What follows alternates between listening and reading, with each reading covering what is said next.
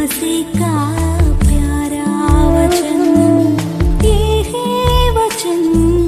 परमेश्वर के धन्य नाम की महिमा हो। प्रभात मनन के सत्र 2145 में आप सभी का बहुत ही विनम्रता के साथ स्वागत करता हूं। आइए आज के मनन के लिए हम पढ़ते हैं इब्रानी अध्याय 12 पद 22 से लेकर 24 तक। और तुम सिय्योन के पहाड़ के पास और जीवते परमेश्वर के नगर स्वर्गीय यरूशलेम के पास और लाखों स्वर्गदूतों और उन पहलोटों की साधारण सभा और कलीसिया जिनके नाम स्वर्ग में लिखे हुए हैं और सबके न्यायी परमेश्वर के पास और सिद्ध किए हुए धर्मियों की आत्माओं और नई वाचा के मध्यस्थ यीशु और छिड़काव के उस लहू के पास आए हो जो हाबिल के लहू से उत्तम बातें कहता है। हम कल स्वर्गीय सिय्योन के बारे में मनन किए थे जो हर एक उद्धार प्राप्त विश्वासी की आशा है और हमारा स्वर्गीय धाम भी है। हम इस संसार में अजनबी और मुसाफिर है। 12वां अध्याय के शुरुआत में विश्वास जीवन के दौड़ के बारे में कहते हुए शुरू करने के बाद अध्याय के अंतिम भाग की ओर आते समय लेखक हमें समझा रहा है कि निम्न दौड़ की पूर्ति करते हुए हम कहाँ की ओर प्रवेश करने वाले हैं। कल हम देखे हैं कि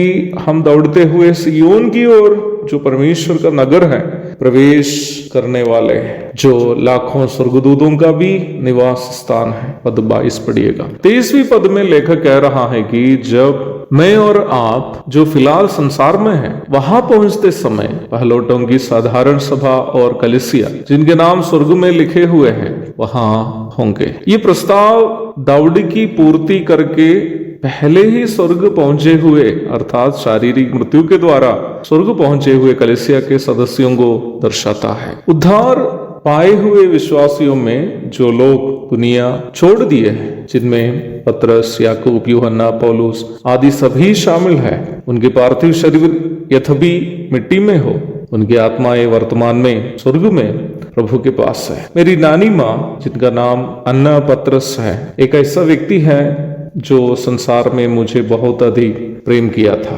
जब मैं 14 वर्ष का था, मेरी नानी माँ जो एक भक्त महिला एवं प्रभु से बहुत अधिक प्रेम करने वाली थी, अपने 96 वर्ष में संसार से सिय्योन नगरी की ओर चल बसे। बचपन में मेरी माँ की पिटाई से कई एक बार मेरी नानी माँ ही मुझे बचाती थी। वर्तमान में उनका पार्थिव शरीर केरल के कुंभनाड ब्रदरन असेंबली के कब्रिस्तान में तुरही का इंतजार कर रहा है। मैं सोचता हूँ कि स्वर्ग में उनकी आत्मा मेरा भी वहां पहुंचने का इंतजार कर रही होगी। मुझे मालूम है कि मुझे सुनने वालों में कई ऐसे प्रिय लोग होंगे जो वहां पहुंचकर अपने कई प्रिय लोगों को मिलना चाहते हैं। मसीह में हमें कितनी धन्य आशा मिली है प्यार। हम वहां उस सिय्योन नगरी में अपने उन सभी प्रिय लोगों को मिलेंगे जो मसीह में मरे हैं। 23वीं आयत में हम कुछ और भी लोगों के आत्माओं के बारे में देखते हैं जो स्वर्ग में हैं। वे हैं सिद्ध किए हुए धर्मियों की आत्माएं। यह पुराने नियम के संतों की ओर इशारा करने वाला एक प्रस्ताव है। स्वर्ग में न केवल नया नियम के संतों की आत्माएं उपस्थित हैं, वहां आदम हवा से लेकर नूह, हानूक, अब्राहम, इसहाक, याकूब, यूसुफ, मूसा, दाऊद, दानियेल आदि भक्तों की भी आत्माएं हैं जो संसार में जीवित संतों के वहां पहुंचने का इंतजार कर रही है। हाँ प्रियो, सिय्योन नगरी पवित्र लोगों के अनंतकालीन वासस्थान है। परंतु स्वर्ग का सबसे बड़ी विशेषता वो परम पवित्र परमेश्वर की उपस्थिति ही है, जो हमसे प्रेम करने के कारण अपने एकलौता पुत्र को हमारे वास्ते बलि कर दिया है। जब मैं वहां पहुंचूंगा, परमेश्वर से मेरा एक प्रश्न होगा, वो यह है कि प्रभु मुझे जैसे एक अभागा से आपने कैसे प्रेम किया, क्योंकि मुझे आज भी ये बात नहीं मालूम है कि उन्होंने मुझ में क्या देख करके मुझसे प्रेम किया है। मेरी आशा है आपका भी सवाल यही होगा। एक और शुभ दिन की धन्य कामनाओं के साथ आज का मनन में यहाँ समाप्त करता हूँ। प्रभु आप सबको आशीष दे। आमीन।